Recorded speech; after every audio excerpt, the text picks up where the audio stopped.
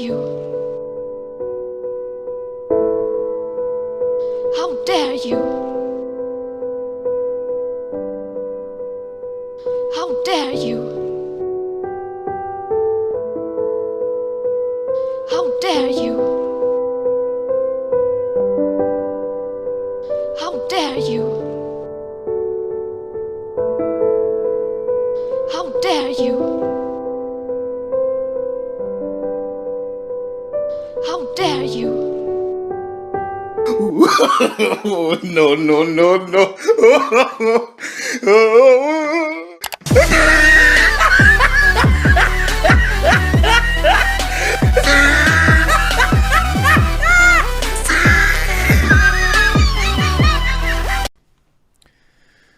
What's going on, everyone? Jeremy here from The Quartering, and we've got basically the top 6, no, let's say 7 controversies around Cyberpunk 2077 that happened before its release. Also, some interesting news that it may be releasing early. That's right. A wide variety of sources have sent this clip to me of Dr. Disrespect talking about perhaps the game releasing early on the 9th between 6 and 7 p.m. Now, I put this in my Dr. Disrespect video, but I figured it was worth mentioning here. Thank you for the 5 and Super Chat. Cyberpunk unlocks to pre-download on the 9th. The actual launch date is still the 10th, but I'm hearing rumors that potentially you'll be able to start playing. You'll be able to start to play it on the 9th, like around 6 or 7 Eastern time or something. I don't know. If that's true, this would be a huge dub for gamers. By the way, smash like if you're appreciating all the Cyberpunk coverage, next-gen consoles, the petty YouTube drama. I've got coverage on the NVIDIA graphics card debacle today and so much more. I hope that today will be the day that I earn your subscription. Please click the red subscribe button down below the video. So obviously Doc does have some connections with the Cyberpunk 2077 crew. He's got like an official stream. You see, you know, they put out your Cyberpunk 2077 videos and streams before release. We're getting closer and closer to launch, and chances are some of you will get your hands on a copy of Cyberpunk 2077 before release day. However difficult this might be for us to achieve, our ambition is for gamers across the world to have the same spoiler-free experience. We kindly ask you do not stream, let's play, or release any content before December 9th. See, that's an interesting thing, right? Like,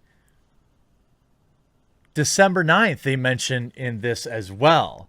After that date, however, we'd love if you streamed everything like there's no tomorrow.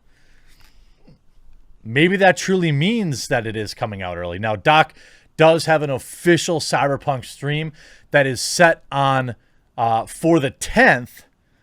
So it's difficult to say if it seems like he's set to stream it on that day. But interestingly enough, maybe, just maybe, the game is coming out early. We've got this transmission here from Cyberknight. Check this out. Hey, it's me. Just got word on a fresh job coming up, but I'm gonna need some help to do this one right. I'll send the details soon, but be ready, okay? Sounds like it is gonna be big. Hey, it's me. How big? I mean, is it gonna be releasing the game early? I don't know. This on top of some breathtaking Keanu Reeves Cyberpunk figures, as well as news that it has already topped the Steam charts ahead of its December launch. Each week, Steam weekly sale charts get updated, listing the game's best-selling games by the week of revenue. For this week, ending the 29th of December, CD Projekt Red's upcoming sci-fis continue to top the charts. The game has been a top 10 seller since early October. However, it would appear as though excitement levels have now peaked. You see here, number 1, Cyberpunk 2077. Number 2, Valve Index VR Kit. Then Phasmophobia, Football Manager 2021, Hades, which is an excellent game too, Red Dead Redemption 2, Halo Master Chief Collection, PlayerUnknown Battlegrounds or PUBG, Death Stranding, and Doom Eternal. It's already topping the charts. Sales charts weeks in a row prior to the game's launch. It'll be interesting to see what the game's launch sales end up looking like. There are a lot of, most people don't pre-order. And obviously Christmas is a thing that people will ask for it and things like that. So that's, nothing too surprising. Now we've got the top Cyberpunk controversies, and I will be the official decider of what makes the list. See, I've assembled a couple different lists that I think are big. Some are big, some are nothing burgers. Some of these are legitimate controversies, and I'm going to talk about them. First of all, honorable mention to crunch. I understand that game journalists love to write about crunch, and that a few disgruntled ex-employees love to write about crunch.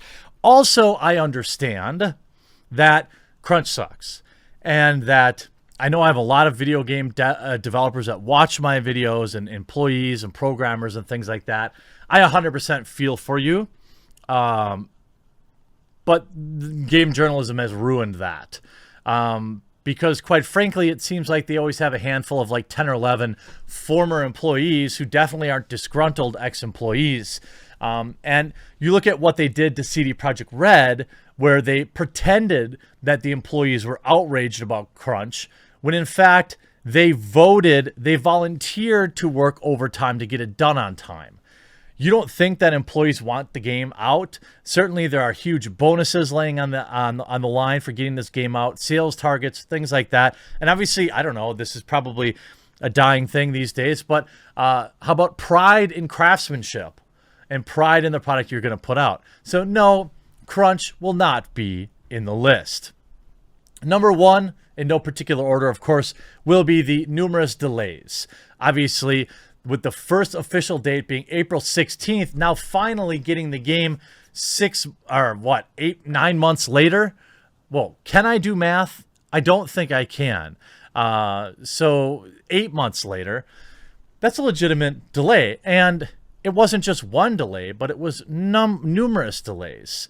And obviously pushing it from April 16th to September 17th was an issue. Then on June 18th, it announced that it would be released on November 19th. And then on October 27th, they pushed it to December 10th. This is a low level. I will say number 8. Actually, I'm sorry. Number 7. Number 7. The delays. Because while it creates news every time and people are getting annoyed by it, I think there's a general consensus that this means we're going to get something amazing. So we'll put that down at number 7.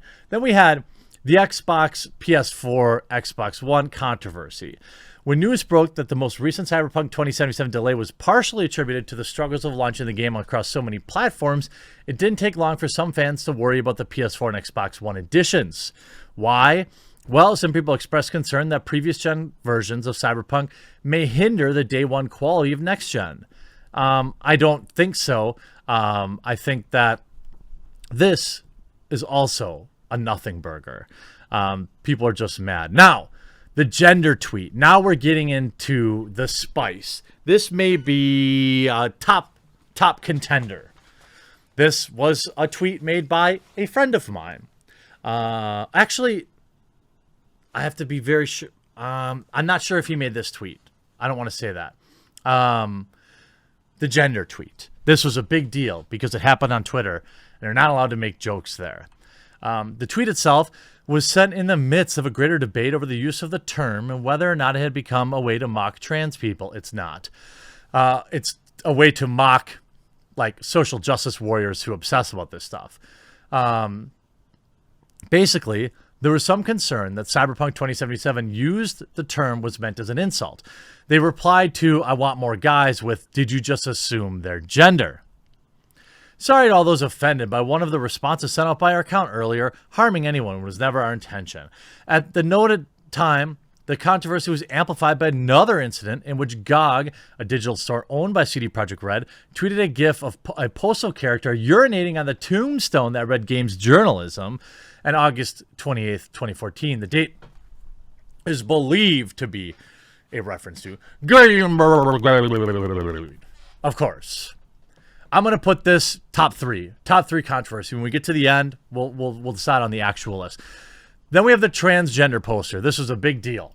Arguably the most infamous controversy involved with this in-game poster. You have Mix It Up. You have, obviously, somebody who is packing a serious meat missile, also being used to sell some sort of energy drink. Mix It Up. Now, this was hilarious in and of itself because this controversy had many layers. First of all, the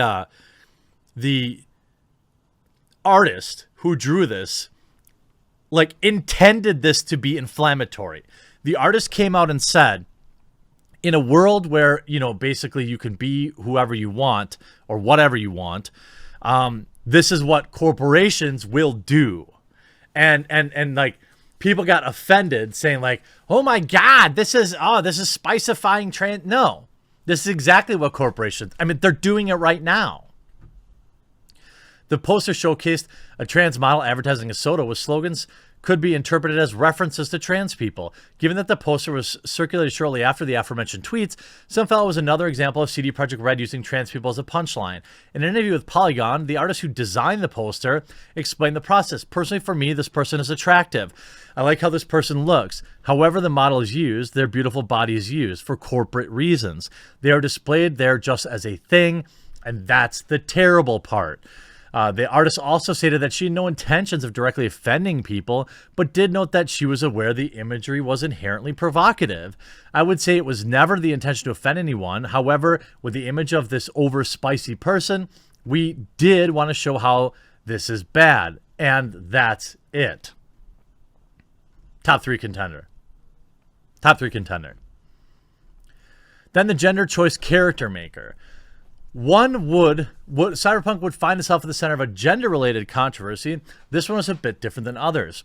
In an interview with Metro, Cyberpunk artist Marta Jonkers explained that the game would not offer simple male and female gender options during the character creation process.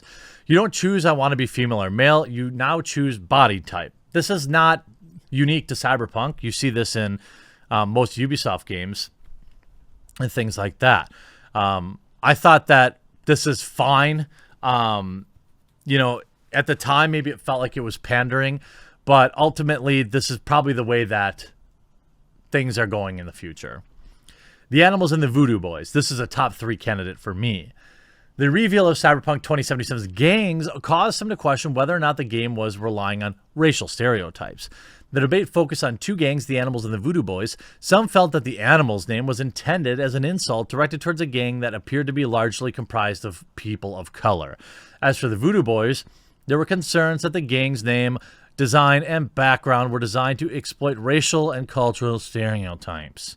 CD Projekt Red later said that the Animals is actually a multiracial gang and that the initial portrayal of them as the gang was consisted entirely of people of color was based on a specific scenario of gameplay demo they were showcased in. The creator also offered this response.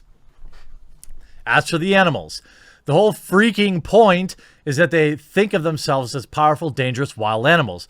You'd have thought the lady named Sasquatch would have given them a clue. The original Voodoo Boys were a scathing commentary on cultural appropriation. I love the idea that practitioners of Voodoo moved in and took back their turf, and they got the Creole right. Who the bleep do you think you are to tell me whether or not my creation was done right? Loved it. Microtransactions, people were all caught up because there would be microtransactions in the online game. That was a non-controversy as well. Then we had the first-person one. In 2019, they confirmed that the game would largely take place in the first person, with third-person angles being used for certain cutscenes. This upset some fans, which led them to believe it would be third-person based on earlier footage. But we're concerned. The thing with first-person, to me was like, what's the point of all this customization if you can never see it? That's what it felt like to me. These were basically the biggest controversies. And I'm going to go with the top 3, all right? Number 3. Number 3 is going to be the gender tweet. This caused a huge hullabaloo on Twitter, and it was just hilarious watching everyone be offended. Ultimately, it went away in about a day. Then we're going to go to the delays, because that has to be in the top 3. That is the biggest controversy of the game. Now, it didn't affect sales, I don't believe. In fact, it opened them up to be able to advertise alongside next-gen consoles and things like that. It was probably a good move for them to delay, which means the number 1, and I will justify this, was the trans poster. Why was it the number 1 controversy? Well, because hilariously, people got upset by the exact point the artist was trying to make. It was like we're living in a simulation full of NPCs that were unaware that they were doing exactly what the artist expected them to, and they still got upset about it anyway. It's just a poster in a game that conveys a message of what corporations will do and already do to marginalized people, and when they see it, they pretend to be offended by it because it's in a video game. But when they do it in the real corporate world, when you have land whales on billboards telling me that healthy at all sizes is a thing, they don't care about that. But it's in a video game, all of a sudden they're offended. I hope you enjoyed this video. What were your top 3 controversies for Cyberpunk 2077? And we'll talk to you again real soon.